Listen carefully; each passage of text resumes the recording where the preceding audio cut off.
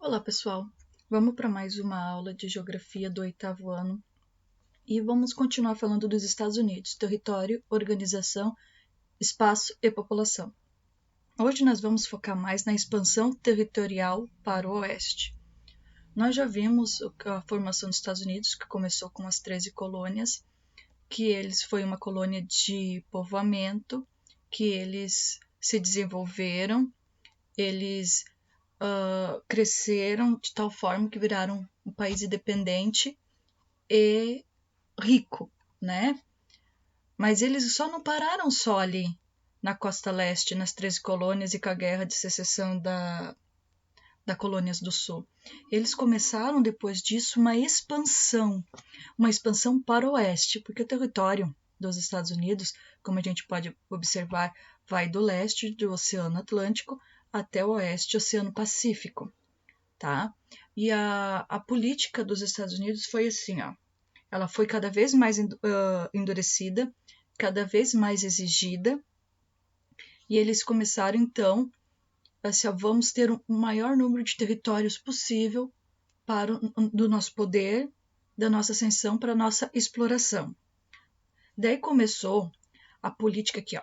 Os políticos e a imprensa justificavam a expansão recorrendo à doutrina chamada de destino manifesto, ou seja, para eles convencerem a população que estava ali no seu plantio, na sua sobrevivência, ali bem tranquilos, que eles tinham que continuar explorando, continuar ir até o oeste, geograficamente, como a gente já estudou, com desertos, com montanhas, situações inóspitas. Por que eles iam para o oeste? Os famosos filmes e desenhos que a gente veja daquelas carrocinhas, das pessoas indo para o oeste, do Bang Bang, dos filmes de faroeste, tá? Oeste, né? E então eles começaram aí com esse destino manifesto. Mas o que esse destino manifesto que os políticos e a imprensa colocaram na cabeça da população? Que estava no destino deles, que Deus queria, que a religião, eles eram, que sabiam do desenvolvimento, que eles viviam perfeitamente, então estava no destino deles, eles mostraram essa manifestação, estava no destino dele levar esta evolução para o mundo.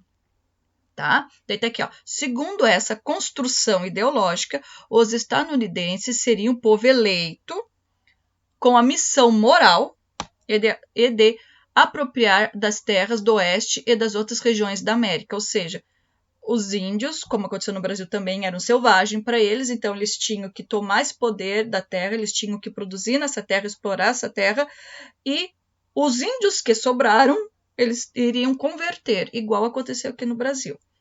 Conseguiram a expansão até o oeste. Não era suficiente. Nós também vimos a doutrina Monroe, né? Que eles já fizeram um acordo, ainda quando estavam só no leste, com os países europeus, que eles não iriam mais intervir no continente americano, não somente nos Estados Unidos. Isso incluía Canadá, toda a América Latina. A Europa não poderia mais interferir, mas quem estava interferindo, depois de ocupar todo o território dele ali, até a costa oeste, eles começaram a interferir na América Central, interferir na América do Sul. Mas esses detalhes mais minuciosos a gente vai ver mais adiante, tá? Mas dessa conquista deles para o oeste, aqui nesse mapa que vocês têm o tempo da conquista, o ano, certo? O que eles compraram, eles invadiram, né? Eles tomaram posse de territórios à base de guerras, à base de compra. E um dos maiores exemplos é o Alasca.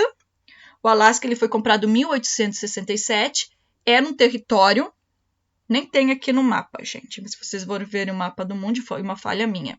Se a gente for ver, o Alasca ele fica bem no Ártico, e é um território era um território pertencente à Rússia, tá? Do Império Russo, antes da União Soviética, antes do socialismo. E os Estados Unidos comprou aquele território por um valor ínfimo, que até hoje, até pouco tempo, era gozação, que foi muito pouco. Porque aquelas terras para a Rússia não valiam nada.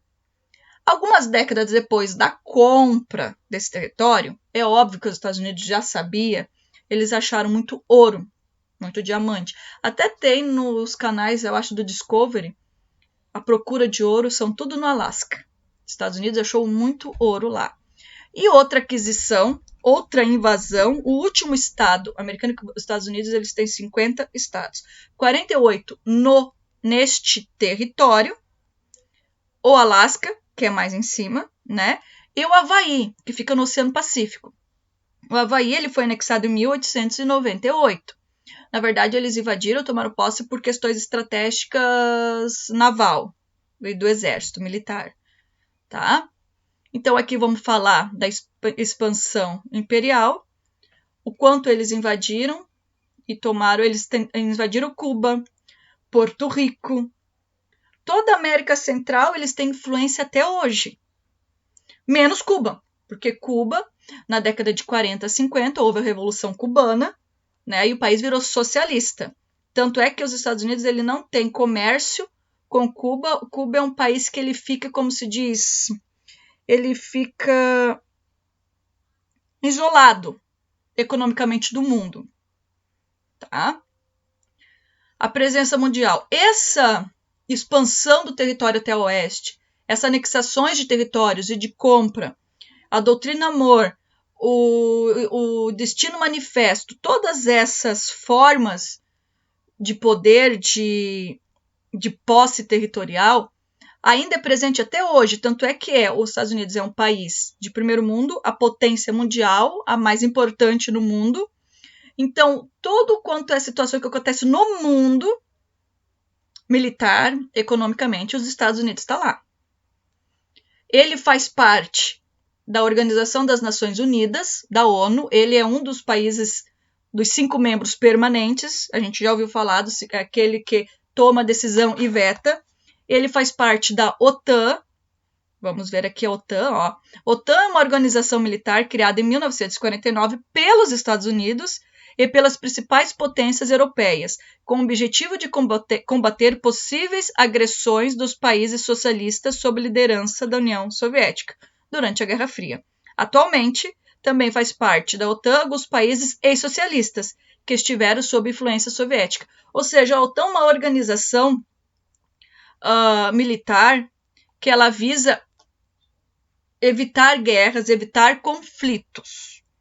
Tá? Então, a ONU e a OTAN, que são organizações mundialmente importantes, os Estados Unidos têm o poder central dela, tá? E pelo poder de veto, sabemos que em 2003, mesmo todos os países da União Europeia impedindo que os Estados Unidos invadissem o Iraque, ele invadiu. Em 2011, a OTAN, também os Estados Unidos, ele interveio militarmente na Líbia, na questão da Primavera Árabe, e eles conseguiram tirar o ditador Muammar Gaddafi. Então, os Estados Unidos ele tem um poderio muito grande militarmente e ele consegue intervir no mundo. Então, vocês prestem atenção, desde o momento da independência das 13 colônias, da Guerra de Secessão, que eles fizeram o Sul parar com a escravidão, eles tomaram conta até a costa oeste dos Estados Unidos. Eles compraram, invadiram, eles tomaram conta, em maioria, de todos os países da América. Eles conseguiram invadir e tomar posse do Havaí, que era um país, era um império, o do Havaí. Eles conseguiram. E até hoje, eles influenciam todos os países. Eles conseguem intervir em todos os países. Só que está acontecendo uma coisa agora. O poderio econômico e a ascensão da China. Ele era hegemônico, ele era o único. Só que atualmente a China é um país socialista, comunista. Só que desde 1970, a China mudou a forma de economia dela e ela virou uma boa parte uma economia de mercado. ou seja, ela aceita as transnacionais, que a maioria são americanas, e ela está pegando essa tecnologia, ela pegou desde 1970. Ele fez uma economia, um plano, uma política pública de educação, uma política pública de tecnologia, que atualmente ela está ameaçando os Estados Unidos com a sua hegemonia. Vocês já devem estar ouvindo falar alguma coisa sobre o 5G. O Trump sempre com algumas intervenções econômicas com a China. Nós vamos estudar a China mais adiante. Mas só que assim, o que vocês entendam agora, que a China, no caso, seria a pedra do sapato dos Estados Unidos na sua hegemonia mundial. Então a gente vai ver muita coisa ainda pela frente sobre isso, tá? Tendo as atividades aqui para vocês fazerem. Eu espero que vocês façam direitinho e qualquer coisa é só entrar em contato com a prof.